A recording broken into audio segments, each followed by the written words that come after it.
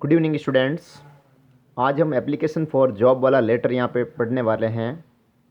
पिछले वीडियो के अंदर हमने लेटर टू द एडिटर वाला पढ़ा। आज हम एप्लीकेशन फॉर जॉब इस लेटर के अंदर पढ़ने वाले हैं। देखिए, बोर्ड क्लास 12th में ये बहुत ही ज़्यादा इम्पोर्टेंट टॉपिक है।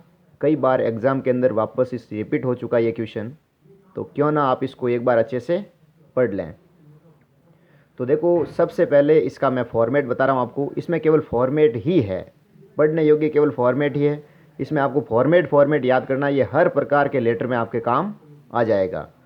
तो देखो क्या क्या करना है इसमें आपको। तो सबसे पहली चीज़, आपको सेल्फ एड्रेस लिखना है। क्या लिखना है?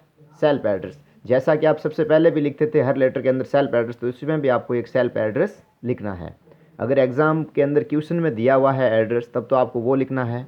और अगर क्वेश्चन के अंदर दिया हुआ नहीं है, तो यहाँ पे आपको मन से कोई ये क्या करना है, सेल्फ एड्रेस लिखना है। उसके बाद डेट लिखनी है आपको। एक लाइन छोड़ करके आपको यहाँ पे क्या लिखनी है? डेट लिखनी है। डेट के बाद जिस व्यक्ति को आप भेज रहे हो, यानी जिस डिपार्टमेंट में आप पत्र भेज रहे हो, जिस संस्था को आप भेज रहे हो, उस संस्था के प्रधान का यहाँ पे क्या आना चाहिए? नाम आना चाहिए। सॉरी, उसकी पोस्ट आनी चाहिए, उसका पद लिखना है आपको। उसके बाद वो उसका ऑफिस कहाँ है, उस ऑफिस का आपको क्या लिखना है? यहाँ पे एड्रेस लिखना है। उसके बाद में आता है सब्जेक्ट। तो सब्जेक्ट के अंदर ये लाइन लिखनी है आपको, application for the post of. आगे जिस पोस्ट के लिए आप अप्लाई कर रहे हो, उस पोस्ट का यहाँ पे क्या लिखना है? नाम लिखना है। उसके बाद एक लाइन और छोड़नी है और लिखना है डियर सर। डियर सर लिखने के बाद अगली ही लाइन में आपको लिखना है, with reference to your advertisement appeared in the name of the newspaper. यहाँ पे अपीयर्ड की मीनिंग आप सही कर लेना, मिस प्रिंट हो रखी है, तो APPEARED हो जाएगा, ठीक है, अपीयर्ड। इसको आप सुधार लें। तो with reference to your advertisement appeared in the, आगे आपको एक अखबार का नाम लिखना है। अगर आपके क्वेश्चन पेपर में किसी न्यूज़पेपर का नाम दिया हुआ है, तब तो आपको वो लिखना है, नहीं तो यहाँ पे कोई एक मन से अखबार का नाम लिखना है। उसके बाद लिखना है डेटेड ऑन। उसके बाद आपको लिखना है डेटेड ऑन। यहाँ पे आपको प्रीवियस, यहाँ प्रीवियस की मीनिंग मिस्टेक है, लेकिन आपको इससे मतलब नहीं है। आपको यहाँ पे 4-5 दिन पहले की डेट, यानी जो आप डेट यहाँ पे लिखोगे, लेटर लिखने वाली डेट, उससे 3-4 दिन पहले वाली डेट आपको यहाँ पे लिखनी है। फिर आगे लिखना है फॉर द पोस्ट ऑफ, और आगे आपको पद का क्या लिख देना है? नाम, जो आपको क्वेश्चन में दिया हुआ मिलेगा। भाई आप टीचर के लिए अप्लाई कर रहे हो, कोई रिसेप्शनिस्ट के लिए कर रहे हो, या कोई किसी संस्था के प्रधान के रूप में या किसी वर्कर के रूप में आप अप्लाई करना चाह रहे हो, तो उसका आपको वहाँ पे नेम लिखना है। उसके बाद लिखना है I would like to apply for the same, यानी ऊपर लिखी गई पोस्ट के लिए मैं अपना आवेदन करना चाहूँगा। ये लाइन आपको एज इट एज लिखनी है, I would like to apply for the same. Full stop लगा के आगे लिखना है I would like to offer my service. I would like to offer my service as one of the, आगे लिखना आपको candidate. I would like to offer my service as one of the candidate, यानी एक अभ्यर्थी के रूप में अपनी सेवा ऑफर करना चाहूँगा। फुल स्टॉप लगा के आगे लिखना है if I am given a chance, अगर मुझे एक मौका दिया जाता है, comma, I will work to the best satisfaction या सेटिस्फैक्शन फ्रॉम माई सीनियर्स, यानी मैं अपने सीनियर्स से भी ज़्यादा अच्छा काम या संतुष्टिपूर्वक काम कर सकता हूँ या करूँगा। आई हैव, खाली जगह, ईयर्स एक्सपीरियंस। यहाँ पे आपको अंकों में कोई वर्ष लिखने हैं कि भाई आपको इतने साल का क्या है? एक्सपीरियंस है। 1 साल का, 2 साल का, 3 साल का, 5 साल का, जितना भी आपका एक्सपीरियंस है वो यहाँ पे आपको लिखना है। अंकों के अंदर लिख सकते हो या फिर आप वर्ड में भी यहाँ पे लिख सकते हो। उसके बाद में लिखना है I am enclosing my biodata. इस बायोडाटा की जगह आप रिज्यूम भी लिख सकते हो और यहाँ पे करिकुलम विटे भी लिख सकते हो। जैसा आपके क्वेश्चन में लिखा हुआ है उसी के अकॉर्डिंग यहाँ पे आपको मीनिंग लिख देनी है। For your kind consideration and promise to serve the organization institute with loyalty and dedication. ये लाइनें जैसी आपके लिखी हुई है एज इट एज आपको रखनी है। चाहे एप्लीकेशन फॉर जॉब का कोई भी क्वेश्चन आ जाए, उसके अंदर ये लाइनें एज इट एज आपको रखनी है।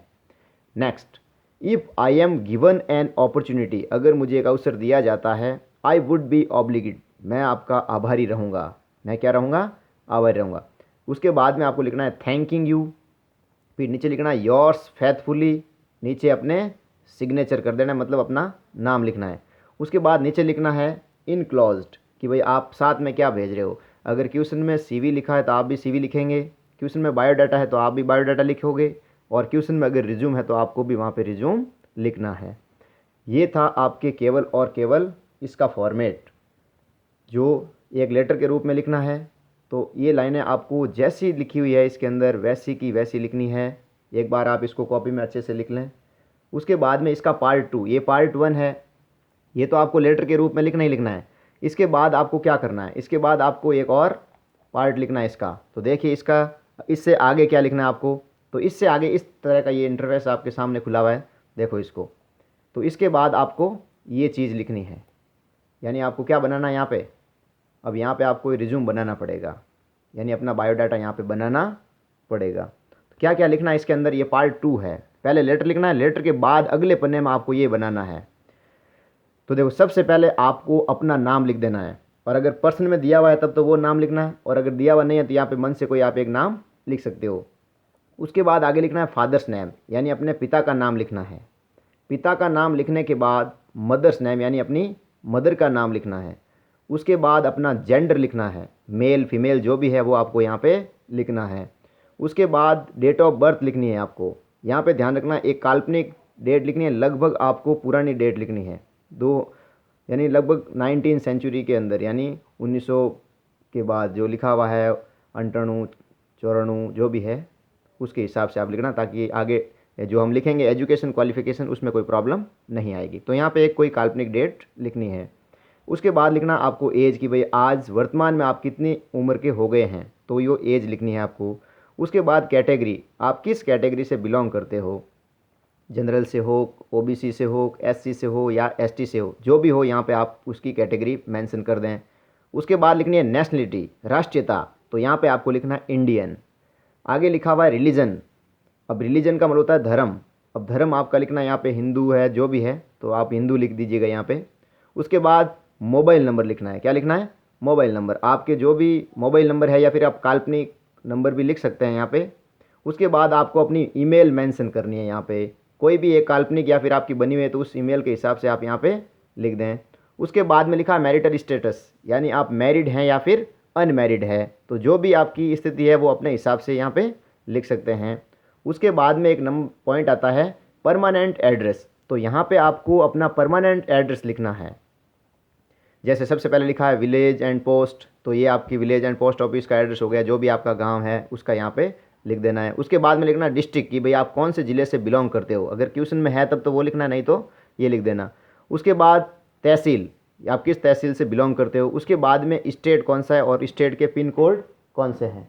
ये लिखने के बाद ये इसका पार्ट 2 है, अभी इसका ये पूरा नहीं हुआ है, अभी इसका रिज्यूम और बाकी है, क्योंकि अभी तो इसमें हमने बेसिक डिटेल दी है, अपना खुद का नाम, खुद का परिचय, मदर नेम, फादर नेम, ये कुछ दिया है। इसके बाद में हमें एजुकेशन क्वालिफिकेशन और बहुत सारी चीज़ें इसके अंदर और भी ऐड करनी है, तो इसका एक पार्ट 3 और आ रहा है। तो देखिए इसका पार्ट 3 क्या है, तो इसका पार्ट 3 ये है आपके सामने, नेक्स्ट इंटरफेस आपको दिख रहा होगा, ये इस टाइप का, ये है नेक्स्ट थर्ड इंटरफेस इसका। तो इसमें आपको क्या क्या देखना है, देखो तो सबसे पहले जो हमने लास्ट लिखा उसके आगे ही लिखना है इसको, एजुकेशन क्वालिफिकेशन, यानी शैक्षणिक योग्यताएं। तो यहाँ पे जैसा मैंने चार्ट बनाया है इसके अंदर आपको भी ऐसा ही क्या करना है, एक चार्ट बना देना है। और क्या करना है इस चार्ट के अंदर आपको क्या क्या मेंशन करना है, तो देखो सबसे पहले आपको लिखना है 10th क्लास, यानी कॉलम बनाना है सबसे ऊपर क्वालिफिकेशन का। उसके आगे जस्ट लिखना है बोर्ड और इंस्टीट्यूट या कॉलेज भी आप यहाँ पे लिख सकते हो। उसके बाद में लिखना ईयर, और ईयर के बाद में लिखना परसेंटेज, यानी पासिंग ईयर कब है आपका और उसमें कितने परसेंटेज आपने प्राप्त किए हैं।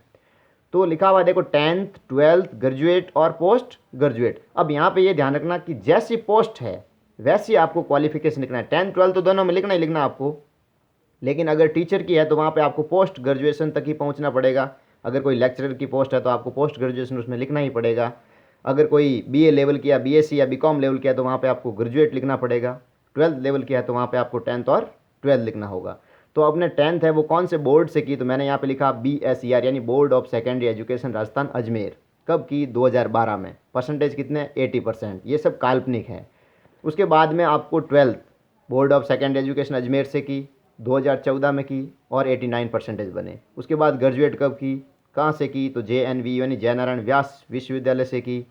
कब की, 2017 में, और 75% मार्क्स बने। उसके बाद पोस्ट ग्रेजुएट JNVU जोधपुर 2019, 68% यहाँ पे आपको प्राप्त हुए। तो ये तो हो गई आपके एजुकेशन क्वालिफिकेशन। उसके बाद आपको भरनी यहाँ पे पोस्ट ग्रेजुएशन या प्रोफेशनल क्वालिफिकेशन कि भाई आपके अंदर और कौन कौन सी व्यावसायिक क्वालिफिकेशन क्या है। तो यहाँ पे अगर कोई टीचर की पोस्ट आए तो वहाँ पे आपको B.Ed यहाँ पे लिखना है।